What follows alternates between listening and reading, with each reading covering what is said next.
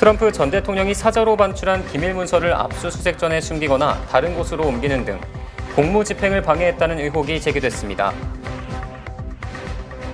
바이든 대통령이 트럼프 전 대통령의 기밀 유출 혐의를 수사하는 연방수사국에 대한 트럼프 전 대통령과 공화당의 위협을 강하게 비판했습니다. 뉴욕주가 올 하반기부터 차일드케어 수혜 대상을 대폭 확대하고 홍보 캠페인에 나섰습니다.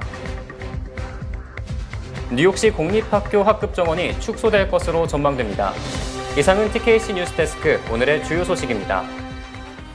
My name is Dr. Alexander Arroyo, and I am a pediatric emergency medicine specialist who lives and works in Brooklyn and has 3 children, one 19-year-old, one 6-year-old, and my daughter is a firecracker who is going to turn 4 next month. She enjoys doing just about anything you can imagine.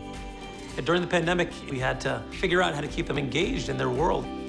The reason why it's important for kids who are less than 5 to get the vaccine is that they could act as vectors to spread that virus. And also, it's important for them to actually build that immunity against the virus, because the less sick they get, the better off they're going to be.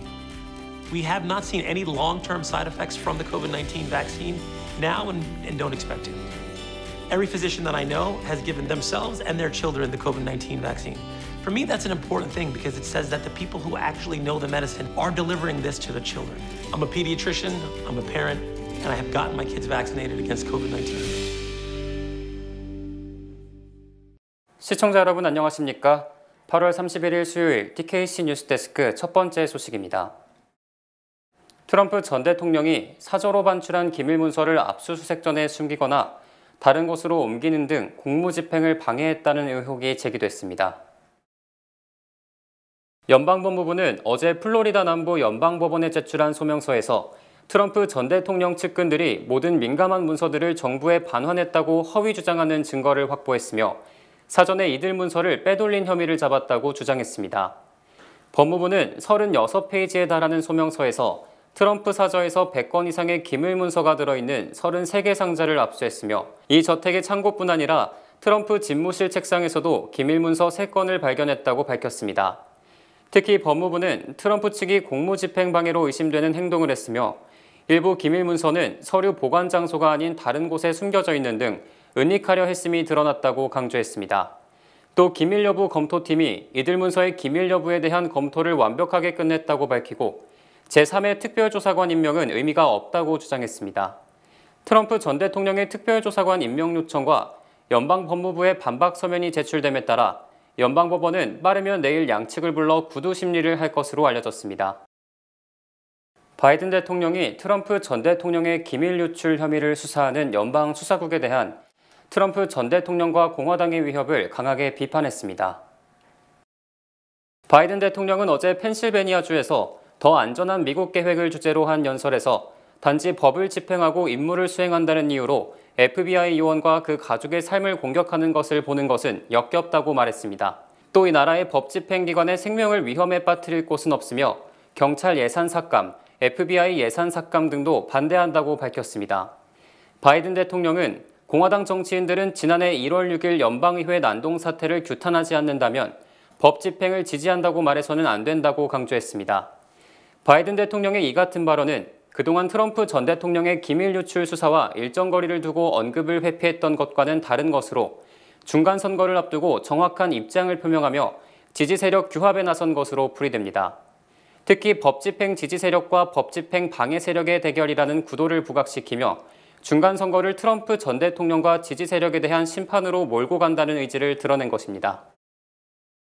뉴욕주가 올 하반기부터 차일드케어 수혜 대상을 대폭 확대하고 홍보 캠페인에 나섰습니다. 캐시 호컬 뉴욕주 지사는 30일 키어스틴 진리 브랜드 연방 상원의원과 공동 기자회견을 갖고 8월부터 차일드케어 수혜 대상이 대폭 늘어나 40만 명이 혜택을 받게 됐다며 적극적인 신청을 당부했습니다. 뉴욕주에 따르면 2022에서 2023 회계연도부터 차일드케어 대상은 연방 빈곤선의 최대 200%에서 300%까지로 확대됐습니다. 이를 위해 주정부는 차일드케어 예산으로 4년간 70억 달러를 추가 책정했고 이에 따라 4인 가족 기준으로 연소득 83,250달러 미만은 모두 차일드케어 수혜 대상이 됐습니다. 호컬 주지사는 차일드케어 신청을 위한 가구 연소득 기준이 크게 올랐다며 저소득층은 물론 일부 중산층도 혜택을 받을 수 있는 만큼 차일드케어를 적극 신청하기를 바란다고 밝혔습니다. 한편 뉴욕주에 따르면 차일드케어는 수혜 자격이 있는 전체 대상자의 12% 정도만이 신청하고 있는 것으로 알려졌습니다. 뉴욕시 공립학교 학급 정원이 축소될 것으로 전망됩니다. 캐시 호컬 뉴욕주지사가 뉴욕주 의회를 통과한 뉴욕시 공립학교 학급 정원 축소 법안에 대해 서명 의지를 밝혔기 때문입니다. 호컬 주지사는 지난 25일 법안을 신중히 검토 중이며 지지하는 쪽으로 기울고 있다면서 다만 자세한 사항은 뉴욕시장과 논의할 필요가 있다고 말했습니다. 존 리우 주 상원의원이 발의해 지난 6월 주의회를 통과, 현재 주지사 서명만을 남겨둔 뉴욕시 공립학교 학급 정원 축소 법안에 따르면 뉴욕시 공립학교 정원은 5년간 단계적으로 축소될 예정입니다. 축소는 올 가을 학기부터 시작되며 학급당 정원은 K학년에서 3학년은 20명, 4학년에서 8학년은 23명, 9학년에서 12학년은 25명으로 줄어듭니다. 현 학급당 정원은 1학년에서 6학년이 32명, 중학교 30명에서 33명, 고등학교 34명 등입니다. 하지만 뉴욕시 에릭 아담스 시장은 예산 부족을 이유로 이 법안에 반대 입장을 표하고 있습니다. 이에 대해 리우 주 의원은 뉴욕시 공립학교 학급 정원 축소를 위한 예산은 이미 마련되어 있다며 당장 시행 가능한 법안이라고 주지사의 빠른 서명을 요구했습니다. 어제 화요일 뉴욕 한인 봉사센터 KCS의 열린 공간 열린 축제 행사가 머레이힐역에서 성황리에 개최됐습니다. 올더 어덜트 센터와 다양한 KCS의 프로그램 및 정보를 전달하기 위해 열린 공간 열린 축제는 어제 화요일 개최됐으며 이번 행사에는 300여 명의 시민이 함께했습니다. KCS는 지역 주민들에게 공연, 문화체험, 기프트백 증정 등의 행사를 열고 함께 즐길 수 있는 시간을 마련했으며 민권센터와 뉴욕 가정상담소, 뉴욕 시의원 샌드라 황, 뉴욕 한인상록회, NYU 헬스, NYU 세니테이션, YMCA 등도 함께 시민에게 꼭 필요한 정보들을 제공했습니다.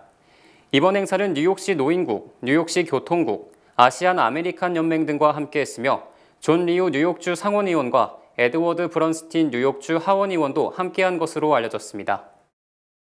미국 멕시코 국경을 통한 미립국자 중 멕시코 및 중남미 3개국 출신이 대다수를 차지했으나 최근 이들 외 다른 국가 미립국자가 급증한 것으로 집계됐습니다. CNN은 국토안보부 등의 미립국자 통계를 분석한 결과 예전에는 멕시코와 북부 트라이앵글로 불리는 과테말라, 온두라스, 엘살바도르 등 3개국 출신이 남부국경 미립국자의 대부분을 차지했다고 보도했습니다. 하지만 이들 국가 외에 쿠바와 콜롬비아, 베네수엘라, 니카라과 등의 미립국자가 2007년에는 국가명이 아닌 기타 국가로 표현될 정도로 미미했지만 지난해 10월부터 지금까지 72만 명을 넘는 등 최근 2년간 11,000% 급증했습니다. 콜롬비아는 지난 2020년 404명에서 올해 9만 8천 명으로 242배 이상 늘었고 베네수엘라는 2020년 2,787명에서 12만 8천여 명으로 46배, 쿠바는 13,000명에서 17만 5천여 명으로 13배 늘었습니다. 특히 올해 멕시코 미립국자가 63만 명, 북부 트라이앵글 출신 미립국자가 68만 명인 점을 고려하면 남미 출신 이민자가 73만 명으로 전통적인 강세 지역을 앞지른 셈입니다. 이는 미국으로 미립국하려는 사람이 중남미 출신에서 남미 전역으로 확산됐음을 보여주는 것으로 바이든 행정부의 국경 관리가 더 힘들어지게 됐음을 의미합니다. 뉴저지주가 지난 2월부터 코로나19로 경제적 어려움을 겪는 주택 소유주 지원에 나섰으나 현재까지 당초 책정된 예산의 1%도 진행되지 않은 것으로 드러났습니다. 뉴저지 지역 일간지인 레코드지 분석에 따르면 지난 6월 말 기준 뉴저지주 정부가 주택 소유주 지원 프로그램으로 집행한 예산은 220만 달러에 불과했습니다. 이는 당초 뉴저지주 정부가 책정한 예산 2억 7천만 달러의 0.8%에 불과한 것으로 사실상 이 제도가 있으나 마나한 것으로 밝혀졌습니다. 뉴저지 주정부는 주택 소유주 지원 프로그램으로 1인당 최대 3만 5천 달러를 지원한다고 밝혔지만 현재 승인된 건은 167건으로 집계됐습니다.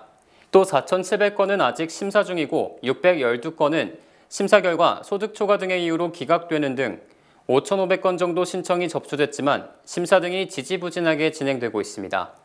반면 비슷한 프로그램을 운영하는 플로리다주는 주택 소유주 11,700명에게 3억 2,800만 달러, 펜실베니아주는 4,000가구에 3,040만 달러를 지급하는 등 뉴저지주보다 훨씬 많이 지원된 것으로 집계됐습니다. 이에 대해 주택 소유주들은 뉴저지 주정부가 지나치게 오랫동안 심사를 하고 있으며 기각된 경우 기각 사유조차 제대로 알려주지 않고 있다며 비판을 제기했습니다. 미하일 고르바초프 전 소비에트 연방 대통령이 30일 사망했습니다. 타스통신 보도는 러시아 중앙임상병원이 고르바초프 전 대통령이 오랜 투병 끝에 이날 저녁 사망했다고 밝혔습니다. 고르바초프 전 대통령은 소련의 첫 대통령이며 전 공산당 서기장으로서 전제주의적 사회주의 체제를 무너뜨린 페레스트로이카 정책을 추진했습니다. 또 1989년 베를린 장벽 붕괴와 이듬해 동서독 통일을 사실상 용인해 서방에서 냉전 해체의 주역으로 높이 평가받았습니다. 재임했던 1985년부터 1991년까지 6년 동안 그는 당시 조지 부시 대통령과 협력해 철의 장막을 걷어내고 세계 정치 환경을 결정적으로 바꿔놓는 데 영향을 미치며 고르비라는 애칭으로도 불렸습니다. 하지만 확고하지 못했던 리더십과 경제 및 정치개혁의 실패로 전국을 소용돌이로 몰아갔으며 날로 악화하는 경제난 속에 군부의 쿠데타 시도 등으로 전국 혼란을 겪은 소련은 1991년 12월 해체됐고 고르바초프는 완전히 권력을 상실했습니다. 이런 이유로 러시아에서는 초강대국 소련을 붕괴의 길로 이끌었다는 부정적 평가가 대세인 가운데 심지어는 매국 노로까지 불렸던 것으로 알려졌습니다. 퇴임 후에는 러시아 연방 대통령 선거에 출마한 적도 있으나 낮은 득표율로 패했고 올해 초에는 모스크바 외곽인 전원주택의 다차에서 여생을 보내고 있던 것으로 전해졌습니다. 이번 주 시작된 한미 연합연습 을지 프리덤 실드 2부가 한국 시간 기준 1일까지 진행됩니다. 오늘 경기도 포천 로드리게스 사격장에서 진행된 실사격 훈련 모습이 7년 만에 언론에 공개됐는데 국내외 방송사 중 SBS와 미국 CNN만 초청돼 현장 취재했습니다. 김태훈 국방부 전문기자입니다. 적의 전자전 공격 징후가 식별되자 한미 자주포 부대에 사격 명령이 떨어졌습니다. 우리 군 K9 자주포, 미군 팔라딘 자주포가 번갈아 불을 뿜습니다. 적 공격 원점을 상정한 표적 주변에 포위원이 치솟습니다. 포격에 이어 한미의 전차들이 동시 출격합니다. 왼쪽 두 대는 우리군 K1A2 전차, 오른쪽 두 대는 미군 M1A2 에이브럼스 전차입니다. 적진 가까이 접근해 기관 총탄을 퍼붓습니다.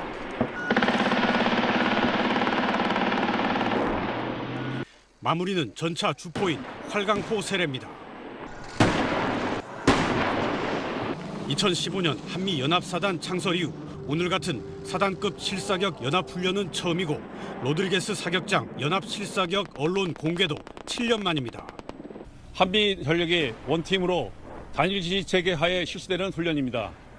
앞으로도 이와 같은 실전적인 훈련을 통해서 한미 상호 운영성을 증진시키고 You know, the greater the threat, the greater the alliance, and the greater the training and the purpose of training, the focus of training. 연합 활약 훈련은 로드리게스 사격장을 비롯해 강원도 강릉 하시동 사격장, 경기도 파주 스토리 사격장 등 4곳에서 동시 다발로 펼쳐졌습니다. 로드리게스 사격장의 지휘소에서 임의로 상황과 표적을 주면 한미 15개 부대가 서부, 중부, 동부 전선에서 전방위적으로 적을 제압하는 입체적 실전 방식으로 진행됐습니다. 훈련엔 자주포, 전차는 물론 A-10 공격기, 다연장 로켓, 아파치 헬기 등 한미 주력 무기가 총동원됐습니다. 남북과 북미 대화 그리고 9.19 군사 합의로 몇 년 동안 중단되다시피 했던 한미연합 실사격이 이번 훈련을 계기로 전면적으로 재개됐습니다. 포천 로드리게스 사격장에서 SBS 김태훈입니다. 한국 정부가 9월 3일부터 입국 전 코로나 검사를 폐지하기로 결정했습니다. 하지만 한국에 도착해 24시간 이내에 받아야 하는 PCR 검사는 유지됩니다. 전영우 기자의 보도입니다. 중앙재난안전대책본부는 해외에서 들어오는 입국자에게 요구하던 입국 전 코로나 검사를 폐지하기로 했습니다. 오는 3일 0시부터 시행돼 비행기나 배편으로 입국하는 모든 내외국인에게 입국 전 검사 의무가 사라집니다. 해외 현지에서 받는 검사의 비용 부담과 효용성 등에 대한 지적을 반영한 겁니다. 다만 입국 후 24시간 이내에 PCR 검사 의무는 그대로 유지됩니다. SBS 전용호입니다. 미국의 노동시장은 아직 식지 않은 것으로 드러났습니다. 이재린 기자의 보도입니다. 연방노동부는 지난달 기업들의 구인 건수는 1,120만 건이라고 밝혔습니다. 지난달보다 20만 건 증가한 수준입니다. 전문가들은 기업의 구인 건수는 여전히 일자리를 찾는 노동자의 수를 크게 넘어선다고 강조했습니다.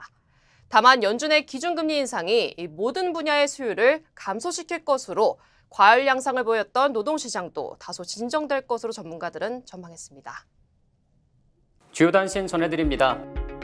뉴욕주는 29일 기준 코로나19 확진율이 4.8%, 뉴욕시는 4.2%, 롱아일랜드는 8.3%를 기록했고 퀸즈는 7.7%, 나소 카운티는 8.4%로 조사됐습니다. 어제 오후 2시 반쯤 퀸즈 플러싱 150 스트릿의 35-10번지 아파트 에밀리 타워에서 폭발물 의심 신고가 접수돼 폭발물 처리반이 투입되고 주민들이 대피하는 소동이 벌어졌습니다. 연방식품의약국은 올 가을과 겨울에 따른 코비드 급증에 대비해 오미크론 BA.5 변종을 표적으로 하는 부스터 주사를 승인했습니다. FDA가 승인한 이 백신은 9월 첫째 주 노동절 주말 이후부터 투여될 예정입니다.